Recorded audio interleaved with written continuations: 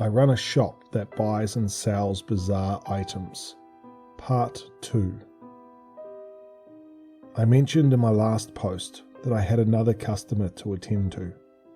See, before the customer, someone else came in. A man in a black suit walked in, then to my exasperation flashed a badge at me. He said in an overly professional, pompous tone that he was Agent Thomas Moore from some 3-letter company. I don't remember which one, and I don't care to. According to him, we were in possession of certain items of interest to the American nation, and he wished to buy them from me. Now, let me fill you in on something regarding the Emporium. It may have a warehouse containing many strange artifacts, but it isn't Warehouse 13. It isn't government owned in any capacity. Not only that, but because of its in-between state, it acts as a sort of neutral ground for government, corporate, and military activity, regardless of which world they came from. Essentially, we aren't obligated or even allowed to exchange with any of the 3 above bodies. I explained this to the agent as politely as possible, even showing him written documentation the boss, who I'll call Mr. A from here on out, had given me for just these sorts of incidents. Taking the paper from my hand, he looked over it repeatedly, I guess to try and find some way of proving that it was a forgery. He must have figured out that the paperwork was legitimate, because soon enough he thrust it back to me with a frustrated sneer. The agent made sure to tell me that he would find a way to recover those artifacts, told me I was a traitor to the American nation, called me Edward Snowden II, blah-de-blah. Nothing I haven't heard from suits before. A few hours later, my actual customer, a pale man dressed like royalty or nobility, stood in front of the door.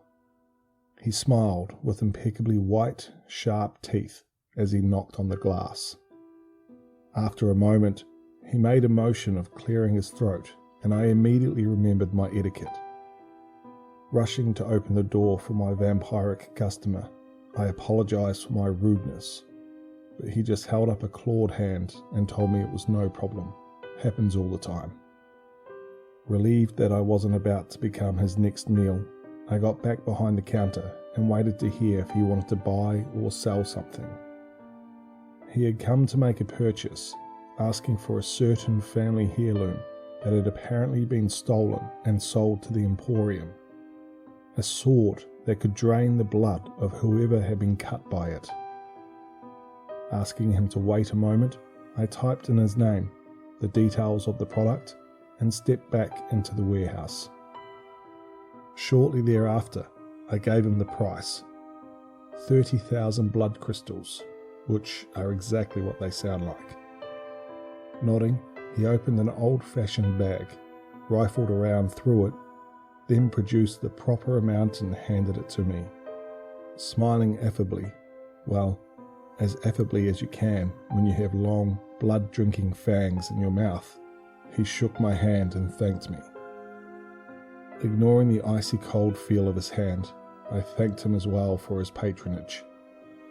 He took the weapon, then after patting Cerberus on his middle head, stepped outside, then vanished into a cloud of smoke.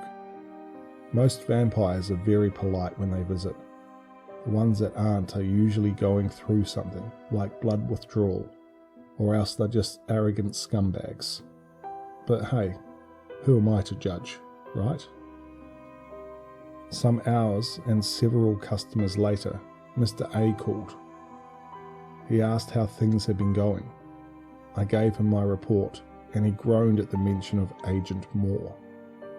"Sorry you had to deal with that, lad," he said in his elderly Irish accent. "These fellas don't know how to take a hint." Tell me about it, I scoffed. Then I remembered about the incident in the warehouse. Hey, Mr. A? Hmm? There was something in the warehouse last night. Not an apparition. Something got in. Didn't go through the doors. There was silence on the other end. Then, in an uncharacteristically shaky tone, Mr. A said, Go on.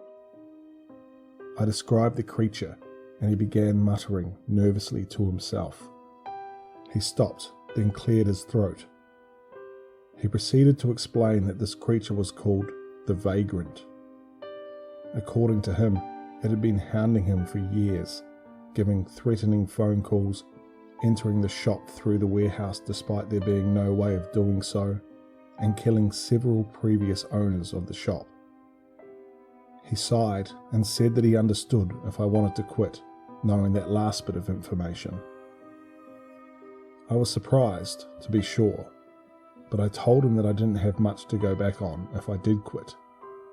He seemed relieved, but was apologetic all the same for not explaining. He told me that a lot of things were unknown about the Vagrant. Even he didn't know what it was.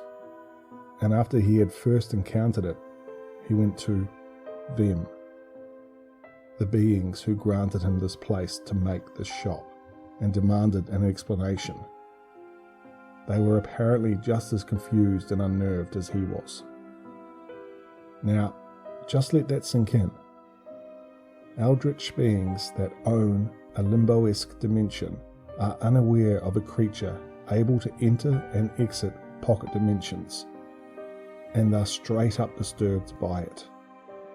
As I spoke to Mr. A, I looked at my watch, seeing that the big hand was on 12 and the little hand was on 2. Remember when I said in my last post that I wasn't a mind reader? That's my watch's job? Well, said watch is capable of telling not only if someone I'm speaking to is being honest, but how much so, and if the secret they're keeping is potentially harmful. According to the watch, yes, he was keeping some secrets, but no, they weren't overly harmful. It went back to both hands on midnight when he said he cared about his employees, that we weren't just food for the Vagrant or anything of the sort. Eventually, he told me to keep an eye out, be careful, and let him know if the Vagrant came back or did anything out of the ordinary. And whatever happens, don't let it through the door. Then he hung up. I'm not saying Mr. A isn't a secretive man, but he's proven to be trustworthy over the past few years working for him. And in all that time, he's never shown so much concern in his voice. I can't really be bothered to be suspicious right now though. I have bigger concerns. About a minute after he hung up, Cerberus growled as the phone rang again. Before I could give my usual greeting, a familiar chuckle came over the speaker.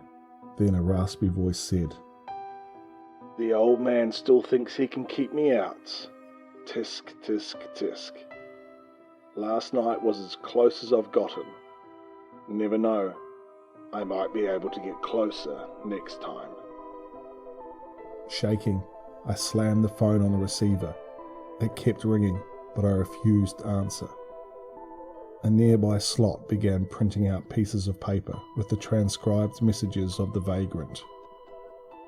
I'm not about to repeat the things it said, except one. It's nice here, under your bed.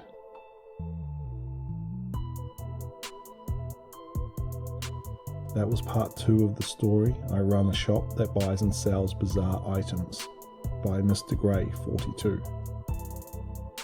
I just want to thank mR-gray42 for allowing me to narrate this series.